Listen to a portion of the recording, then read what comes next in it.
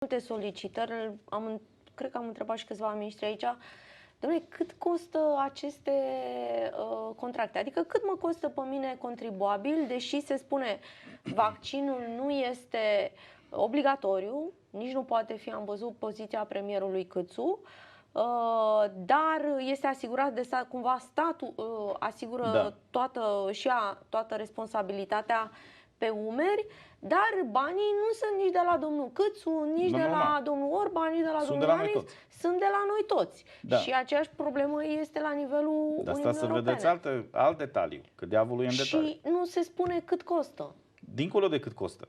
Pentru că banii ăștia intră în niște buzunare.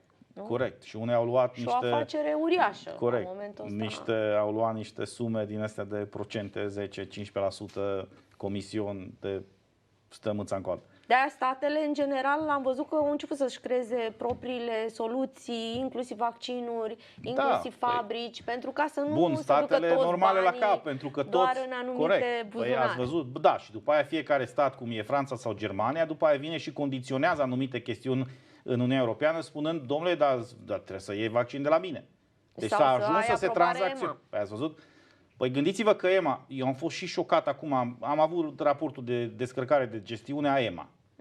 Îi invit pe cei care ne urmăresc să caute pe internet. EMA se susține, deci banii, finanțarea EMA este din procentele pe care le plătesc firmele farmaceutice. Păi nu este un conflict de interese? Păi evident. Evident că e conflict de interese. Deci EMA se susține din procentele firmelor pe care EMA trebuie să le aprobe. Pe care trebuie să le utilizarea la nivel european. Exact. Doamne ferește. Bun. Păi, Doamne ferește, normal. Ei, gândiți-vă când am început și eu să pun niște întrebări. Că m-am dus și eu, am prins de un capăt din ăsta de ață și am tot săpat.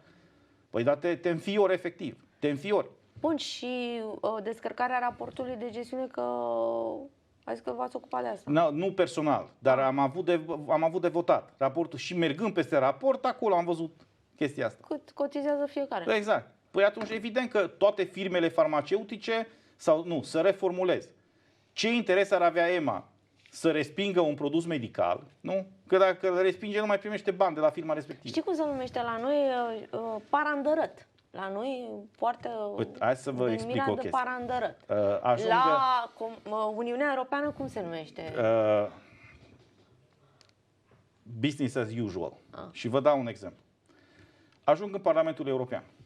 Ca să poți să candidezi la europarlamentare, trebuie să-ți faci lista, declarația de avere și de interese. Da. Și la avere trebuie să spui câte conturi ai, cât ai în cont, nu știu ce. Bun, și o fac. Asta e, dacă legea e lege. Și ajung la Parlamentul European. Și îmi dau o pagină.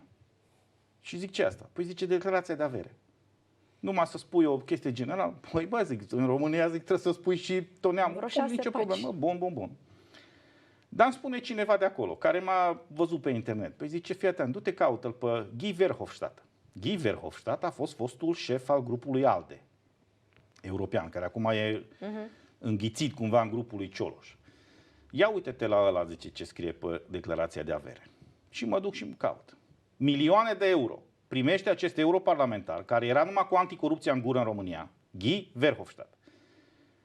Omul face parte din niște borduri a unor firme din astea farmaceutice și primește milioane de euro de acolo, anual. Păi eu atunci vin și întreb. Aia nu-i corupție. Deci în România vii și îl iei pe un primar, de exemplu, că a fost membru într-un consiliu de administrație neremunerat și îl faci să-și piardă mandatul, să poate chiar să intre în pușcărie pentru conflict de interese, dar în Europa tot e ok. Mai mult, s-au propus amendamente. Am făcut testul ăsta. Bă, zic, hai să facem o chestie. Zic, regulile care se aplică într-o țară să se aplice peste tot. Și am dat regula asta cu declarația de interese și a picat la vot, evident. Normal. Păi, e frumos să faci anticorupție pe pielea altora. La fel e și cu vaccinurile.